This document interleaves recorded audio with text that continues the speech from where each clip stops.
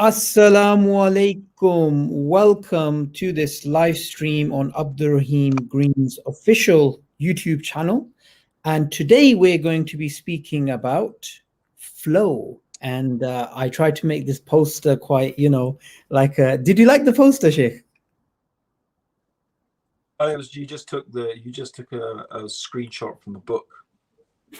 No. I've got that exact book. I've got that book with that particular graphic cover on it. Did you like how I radiated you? You looked like Platonic, I just look radiating anyway, bro. It doesn't matter what you do with me. MashaAllah. Okay, so firstly, let's get into this. What is flow? And I mean, a lot of people may not have heard of the book. And why is this concept so interesting? Okay, it's to do with happiness, right? So there was a massive study done on human happiness. I think sort of into the, I wouldn't say the early stages, but sort of the more developmental stages of positive psychology. Like most studies in human psychology, early studies were really concentrating on, negative things like depression, anger, anxiety, so on and so forth. But there was a movement that started positive psychology. So they wanted to start to understand about, positive things, like love and happiness and joy and so on and so forth, and, positive emotions, right? And, it's been it's been actually in many ways revolutionary. It's been very, very important. So one of these studies that was done, and it's particularly impressive because it was such a huge study, and it's also impressive because it was done cross-culturally. So a lot of studies in psychology tend to be, they tend to basically be white, European, Western university students, right? So it's literally all you conclude for a lot of psychology studies. All you conclude is that white Western university students they have a word. Experience. They have a word for it. It's called weird. Western educated industrial something. Yeah, rich, democratic. Yeah. So there you go. So weird. Exactly. Yes, there's a whole book on that which I didn't read. And even of course Freud, in his whole thing of psychoanalysis, is all based in, in Germany. Like, Germans, what can I say? So I mean, but enough said about that. But what was interesting about this study on human happiness is that it was cross-cultural, so it was done all over the world. And very quickly the experiment was that they I think people carried a device, and the device would randomly trigger at certain times, and when the device triggered, they would have to enter some data about what they were doing and how they felt when they were doing it. All right. So anyway, collecting all of this data, analyzing it, they came to the conclusion, right, that human beings were most happy when they were in what has become known as a flow state, or they call it optimal experience. Now, I sort of have to describe what it is. I think everybody will have experienced it, hopefully at some time. The more you experience it, the more happy you tend to be. So I think the main important thing is to understand is that the conclusion of this study is that if you ask most people what makes them happy, they will generally say things that you can imagine they will say: money, sex, movies, nice car, nice house, wealth, power, fame. Yeah, those type of things. So if you ask people, what do you think is going to make you happy? Most people everywhere, by the way, this is not a Western thing. This is everywhere, right? People will say, a lot of people will also say family and friends, by the way, as well, right? But these things, they imagine that these things will make them happy. But when they actually examine it, they found that these things don't really make them happy. I mean, they make people happy for a very short time. When you get a new thing, when you get some new product, when you get something new, you feel happy for a bit, you feel good for a bit, but then it fades off really quickly. They have a beautiful term for it. They call it hedonistic entropy, right? I love that term. So hedonistic entropy just means that, you know, the joy fades quickly. Entropy means, you know, it dissipates. So again, to be honest, most people sort of know this. When you confront people with them and you make people will sit down and talk, you know, they'll admit it, right? These things don't really make me happy, but we constantly, well, because I guess we live in a society that indoctrinates us to believe. That's the whole consumer society, is to keep fooling us and to keep brainwashing us and keep indoctrinating us that, you know, things make us happy, but they just don't. So what does make us happy? What are the things that really make us happy? So what makes us happy? That the time that human beings are most happy and they consistently report the highest states of happiness, of feeling good about themselves, right, is what they call a flow state. It's also called optimal experience, right? Now, the weird thing about these flow states is that they are actually not necessarily easy to achieve. And that's it. That's, by the way, one of the reasons why they actually make you profoundly happy and they give you a long lasting sense of happiness and achievement is because it takes effort in order to reach that state. Okay. So this flow state, or this state of optimal experience, and there's a very interesting offshoot to this as well, Sabur, right? Which is sort of being looked into. There's a book I'm reading now called The Rise of the Superman, but that, I haven't finished it. But that's going to be that's the next stage from that's the next stage from a flow experience. There's a whole nother level above that, right? Where something just incredible starts to happen in the human mind, right? It's just literally mind-blowing, right? But most people haven't even got to the stage where they you know, I mean, ideally as a human being, you want to try and live in a permanent state of optimal experience. So the more optimal experiences you can stitch together in your life, basically the happier you will be. Yeah. So what are the conditions, right? What are the conditions for this flow state? And I did say on my Instagram, and like I want to end up finishing talking about like organized religion, right?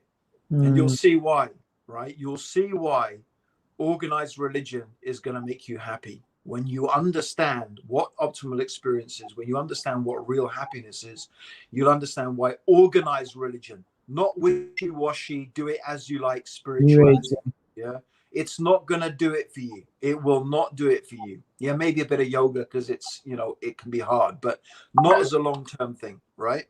Okay, so what are the conditions? First of all, the first thing that helps is having an autotelic personality. So what is that? What the hell's an autotelic personality? So the first thing is that you do things for their own sake, right? This is the first thing. You do it for their own sake, not in order to. So this is the first interesting thing, is that if you're going to look for happiness, you won't find it. You can't look for happiness, right? This is like the first secret. It's the paradox. The paradox of happiness is that the more you look for it, the less likely you are to find it. So it's almost as if you have to abandon looking for happiness because you're not going to find, you know. So this is the first thing. So you have to, it has to be autotelic. So the action that you are doing, you do it for its own sake. That's what it is, just for the sake of that action itself. This is the first thing. It's interesting because it's a little bit like the concept of niyyah and intention in Islam, right? It's very interesting, right? You will see the wisdom. Like when you study this stuff, it is mind-blowing that you see how perfect the religion of Islam is, right? I mean, to be honest, any organized, systemized religion is going to help you. Islam is going to help you like way more, I think, because obviously, you know, we know it's from Allah subhanahu wa ta'ala, right? So that's the first thing. The second thing is that the action that you're doing, it has to be defined, right? So it has to have some parameters. It can't just be endless. It has to have, in a sense, a beginning and an end, and it has to have some sort of goal that you can reach. So this is one of the things that in order to reach the flow state, you need to have the thing that you are participating in has a beginning and it has an end, right? So it has defined parameters. Yeah. The second thing is, and this is interesting, is it can't be too easy. If it's too easy, you will get bored and you won't feel a sense of achievement and accomplishment. And this is the big thing. The big thing is the feeling that you've really accomplished something significant. So ideally, the activity needs to actually be on the very, very limit of your capabilities. Yeah. It has to be on the edge. You know, you talk about being on the edge. You're right on the edge. If it's too hard, on the other hand, you will get disheartened and you won't be able to see it through. So the ideal position is that you are pushing yourself to the very limits of your capabilities. It's on that very fine edge. Yeah. Okay. So those are the two of the parameters. The third and interesting parameter, it's three, right? So no, what did I say? Well, autotelic, you do it for its own sake. Number two, it's defined. Number three, it's on the edge of your capabilities. It's not too easy and it's not too hard, right? And number four, right? The fourth thing is that you, in some way, I mean, it could be quite vague, but in some way, shape or form, you should not only feel that you are improving yourself in some way, but also you are contributing, and this is interesting, that in some way you are contributing to the betterment of humanity. It doesn't need to be the whole of humanity, right? It could just be a little tribe or a little group of human beings in which this activity is taking place, right? So these are optimal experiences, and they can be, you know, in anything. Most people will be familiar with flow state in sporting activities, right? That's where most people, because sports, especially team sports, you know, it has all the ingredients, right? You play sport for its own sake, right? There's not really any other reason you do it, because it's fun, because it's for its own sake. Yeah, it has a beginning and an end point. The match starts at a certain time, it finishes at a certain time, and you have a certain goal. In other words, you want to try and win the match by scoring goals or whatever it may be, right? Okay. And obviously, generally, you just keep pushing yourself. Like with sports, there's not really a limit. And that's what's great about it. You can always keep pushing your boundaries. You can always be better at whatever it is you're doing, right? So there's always that possibility of pushing yourself. And thirdly, obviously, you're playing in a team with other people who are also in that sport. So there is that combination of all of those things taking place in sports. It could be sports, it could be chess, but it could be in anything. It could be at work. A lot of people reach flow state in work, right? It could be in work, it could be in photography, it could be in art, it could be in editing. And most importantly, what you can see now, having described it, why religion, organized religion, is very, very good at producing flow states, right? Yeah. Because all organized religions, and one verse of the Quran that really, you know, for me, it's like you could call it the verse of flow, right? The ayah of flow, right? It's actually the ayah about Ramadan. Yeah. يا أيها الذين آمنوا كتب عليكم الصيام كما كتب على الذين من قبلكم لعلكم تتقون. Oh, you who believe, fasting has been prescribed for you. Fasting probably is like one of those disciplines in Islam. It's for every religion. Every religion has fasting. Yeah, so Allah has prescribed fasting for you as He prescribed it for those before you. It's in Judaism, it's in Christianity, it's in Buddhism, it's in every religion, right? Maybe the exact details of how the fasting takes place is different, but it's there in every religion. It has it. Yeah, Hinduism has it. It's as far as I know, every religion has it, right? You know, and you're with this group of believers, so it's something you're doing. It's not just you do it, especially in the Ramadan, although it's a personal act of worship, you do it with others, right? You have a particular objective. It's defined. You begin your fast at dawn. You break your fast at sunset. And you're doing it for 40 days. It makes it quite challenging, even in winter, to be honest. The accumulation of fasts, it still makes it challenging.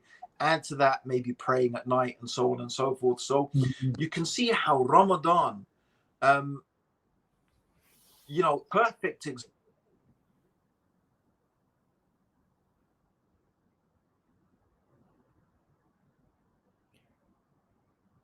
who don't Sheikh Green, we've lost you for fast, about we've lost don't you for pray. about 15 seconds. We lost you for about 15 seconds. Okay. So when I saw. winter Ramadan, that's where it froze. Yeah. I Do mean, even in winter, I'm saying even in winter when the days are short, right?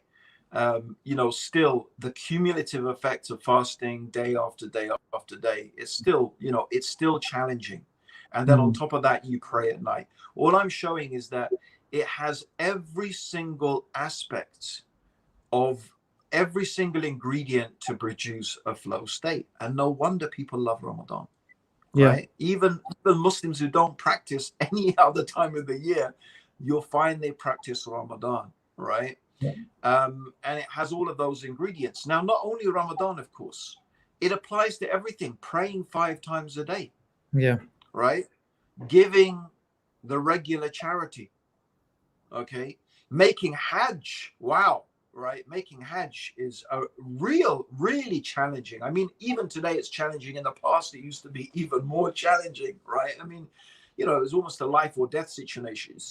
You made Hajj in the old days. There's a good chance 50-50 you wouldn't come back, right? Yeah. So, and even until today, it's, for most people, it is pushing them to the very edge of what they are physically, mentally, and spiritually capable of. And no wonder that you come back from that absolutely transformed. But look, from a psychological perspective, I'm talking purely from the point of view of psychology, right? Put aside any claim to religious truth, right? Any religion, right, that has these type of organized, systemized, clearly bound rituals is going to benefit you psychologically massively. Yeah. Right?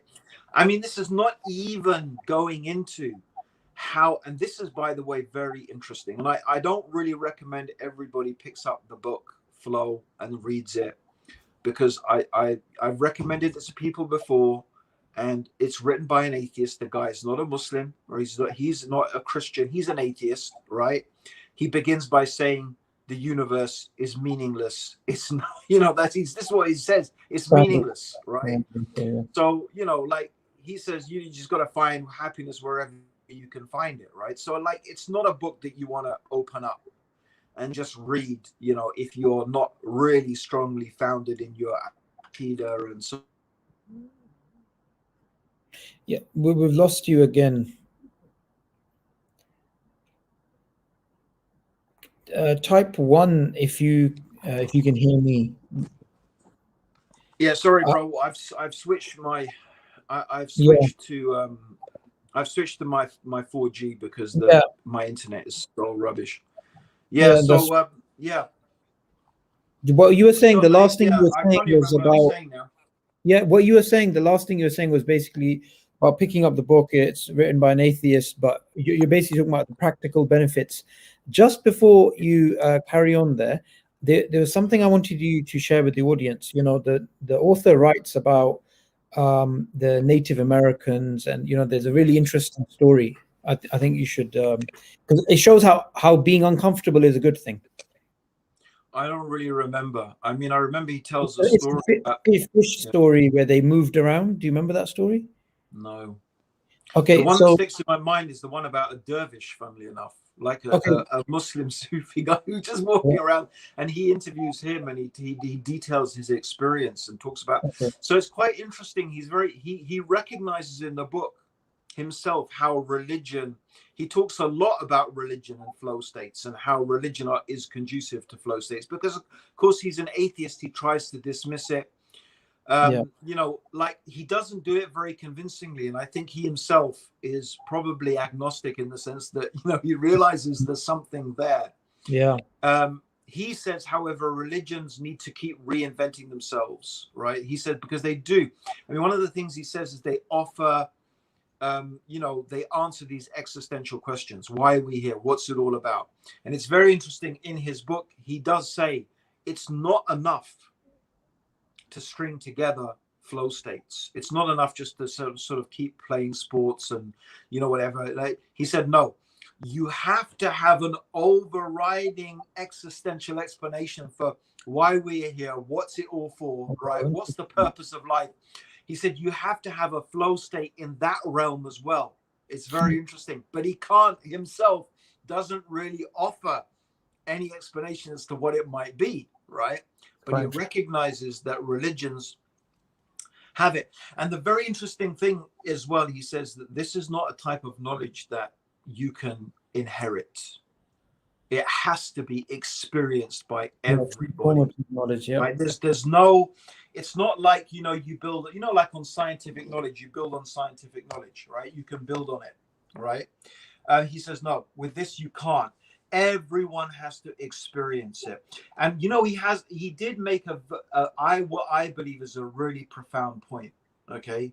And that is that, and this is something, unfortunately, that as Muslims, I think we have to realize, right, is the old narrative of, because traditionally, when I say traditionally, culturally, for quite a while now in Islamic history, this whole arena of thought has been covered by tasawwuf, right? But I believe exactly what he describes. That language is defunct now, right?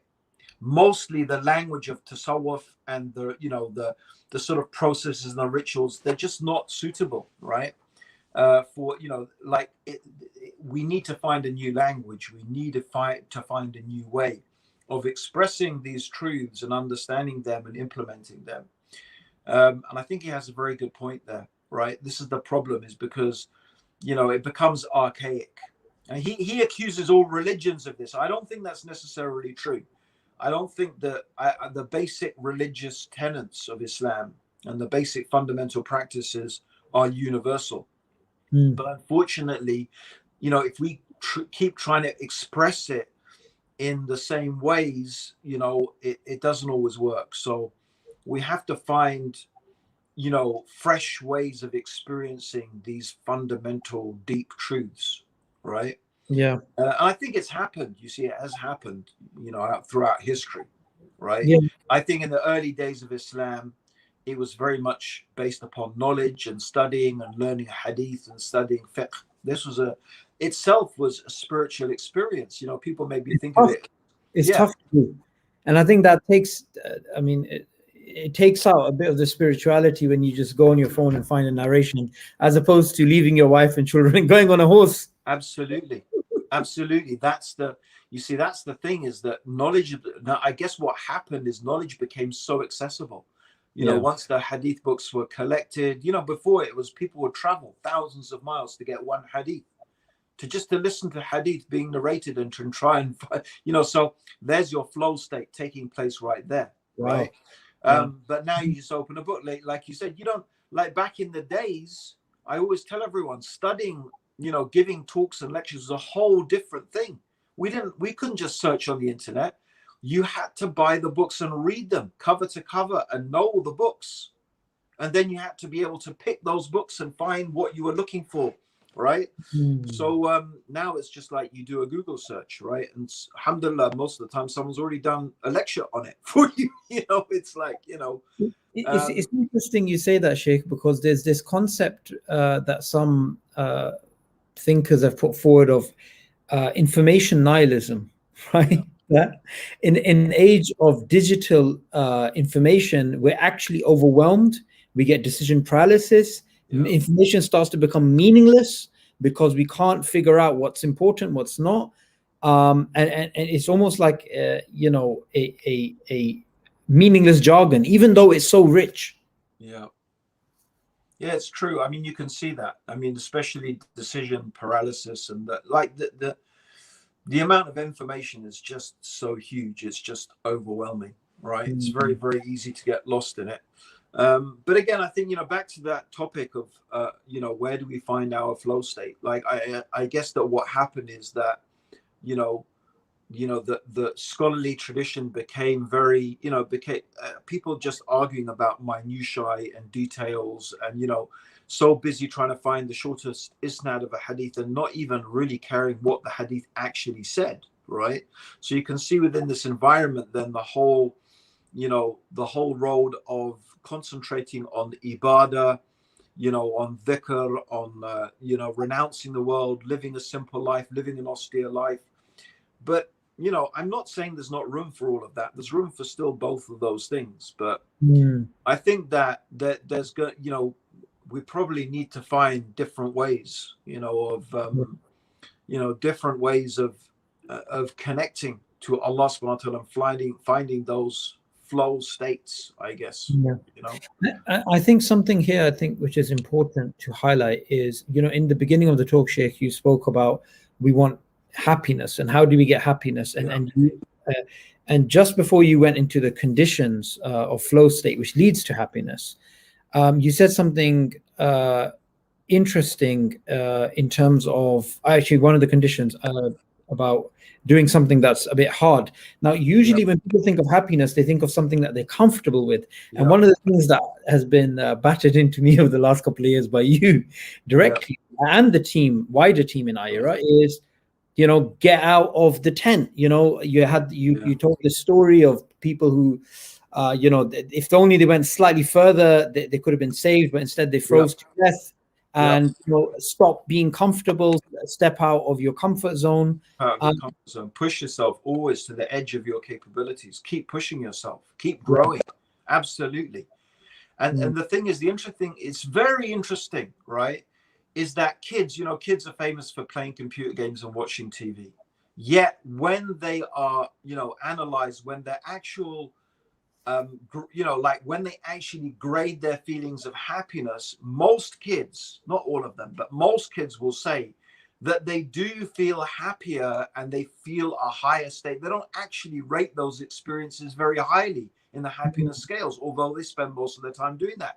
What do they rate high on their happiness? And anyway, by the way, anyone who's got kids from the age of 7 right to teenagers will understand what is it like trying to get them out for a walk. What is it like trying to get them outside, trying to do something other than sitting in front of their computers?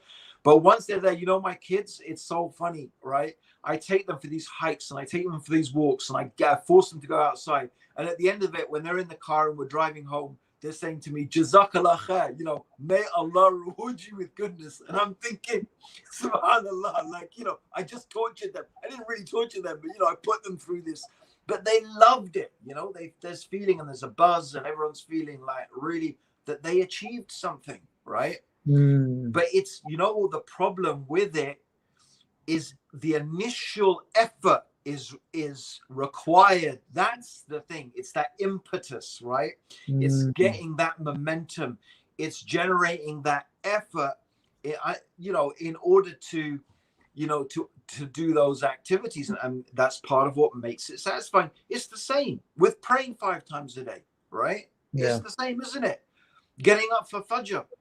The Prophet sallallahu alaihi wasallam said, what did he say about Fajr and how he commended it? And, when a person prays Fajr and, shaitan blows 3 knots in you, right? And you wake up and you remember Allah, 1 knot is undone, right? You make wudu, the other knot is undone. You pray your salah, the 3rd knot is undone. And a person wakes up feeling refreshed and lively and whatever.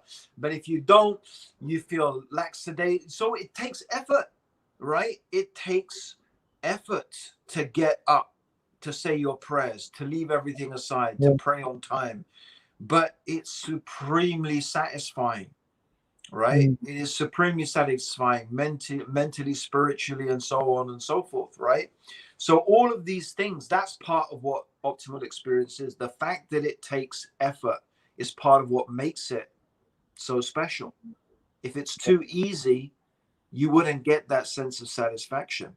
But what really prevents people from even entering into the realm where they can have these flow experiences is that inertia, that initial inertia that you have to overcome. right? And goes back to what we talked about last week. This is where willpower, discipline, forming good habits, right? You see, this is why you need to establish within your kids the habit of, of prayers, the habit of Yeah. exercise, right? Because it becomes a lot easier for them to overcome that initial inertia. It becomes just like normal for them, right? I mean, I'm lucky from a point of view of to be honest, from two angles. Alhamdulillah, I've been very blessed. Number one, I was brought up in quite a religious environment, at least in my school, not in my home, but in my school, right? So I had some sort of religious discipline from my early life. Secondly, I come from a very sporty family. Both my mum and dad were very sporty, right? And just the habit of being outdoors, playing sports, and at my school as well.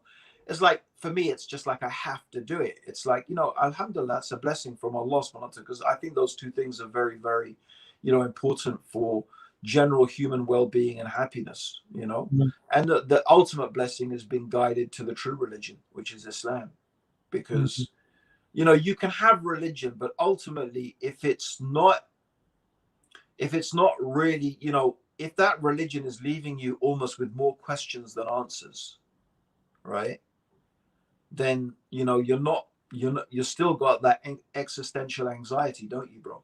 Right, you've got that that ontological anxiety, that existential angst, right? Maybe this is why many Muslims are suffering. They have many questions, and unfortunately we don't have enough people who are trained to answer those questions. Yeah, I mean, it could be that. It also could simply be that, like you mentioned before, they haven't got themselves in a flow state of spirituality. Instead, they're focusing on tedious issues like how many people in the cave and the dog, as opposed to what's the point of the story. I want to ask you a question because we have just a few minutes left. You have another live coming up. The baker, what is it called? We can push it here. Piece of cake. Piece of cake, right? Piece of cake, yeah, with me and Dr. Abdurraheem Baker, yeah. So the question I have for you to end upon is one of the things I've heard repeatedly from liberals when they want to challenge religion, especially Islam, is come to this way of liberalism because you'll be free. Things will be easier, things will be more comfortable, right? And then about Islam, and you get them on TikTok, you get some atheists doing this as well, saying, look, it's so hard to wear the hijab. Why do that? Why put yourself through these things? So how would you respond to that based upon I mean, everything I just said now is the response to that, right? And that is a complete failure to understand what fundamentally makes a human being happy. That's it. Liberalism, they don't understand. They don't understand happiness. They don't understand what human beings need. They don't understand and realize what are the true needs of human beings. And that is because they are blinded, right, by their limited, materialistic, nihilistic approach, right? This is what it is. They're so rooted in their materialism. They're blinded. They just think that we're just sophisticated monkeys. Give us a banana, right? Give us someone to have sex with, right? Keep us safe from the elements and we should be happy monkeys, right? And it's just not the case at all, right? Because why are people so depressed?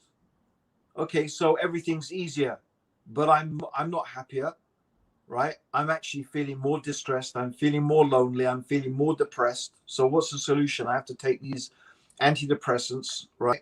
Go on Prozac, take drugs, right? Is this what they call their liberal paradise? It's not a paradise, it's a flipping nightmare, right?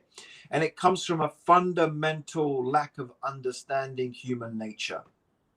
That's what it comes from. Human beings don't thrive under taking it easy. We thrive by being on the very limits of our capabilities and pushing ourselves. Okay, that's what we need to do, right? So yeah, that's what Islam provides. They're so mistaken. And like I said, this is when you understand flow, you'll understand why religion needs to be organized, right? That's why that's the whole point of religion, right? When people say I don't like organized religion, it's like, what? Like, religion is supposed to be organized. That's the whole point of it, right? It's like, what do you want? Disorganized religion then? Okay. So Jazakallah khair, Sheikh. We have it's been fascinating, bro. Thanks for that, bro. just a few minutes before your other live stream, 6 minutes. So where can they see the other live stream? The viewers can move over. I think it's Newcastle FM, Fast FM. Yeah, Fast FM. Newcastle Fast FM. So it was a Ramadan radio station. They just kept it going until now. I think maybe until next Ramadan will be soon upon us. Yeah, mashallah. Alhamdulillah, we can find our flow state. Inshallah. Absolutely. I have an idea for the show, inshallah. For hosting this. And bro, what's your latest anything interesting on your YouTube channel, bro? Darwinian Delusions? Well, I'm going to go live in an hour with the world leading expert on orphan genes. And he's the guy who predicted it before anybody else in the world, when everybody said he was mad. And we're going to go live in an hour, inshallah. Sorry, he said he was, what did he predict? He predicted that each organism has genes which don't fit in terms of common ancestors with chimpanzees or other things, right? And other scientists said this is an error. So these orphan genes, they're not real orphans. They do have ancestors, but he said no. And this is about 20 something years ago, and everybody was wrong, and he turned out to be right. That actually each organism has orphan DNA which doesn't fit in any other organism, which challenges the whole idea of universal common ancestry. Oh my gosh. I mean, that just sounds explosive, bro. Literally, like, wow. Yeah. He's got a PhD philosophy of biology, and he is known amongst the Christian community. He's well known. Everybody within the academia knows him. Thanks for the plug, by the way. Yeah, no, bro, it's great, and your work is really amazing, mashallah, bro. Keep it up, alhamdulillah. Okay. And I'll have to sort of catch up on that one. Inshallah. Got a lot of catching up to do, man. So much catching up to do, but Jazakallah khair. May Allah bless you. Assalamu alaikum.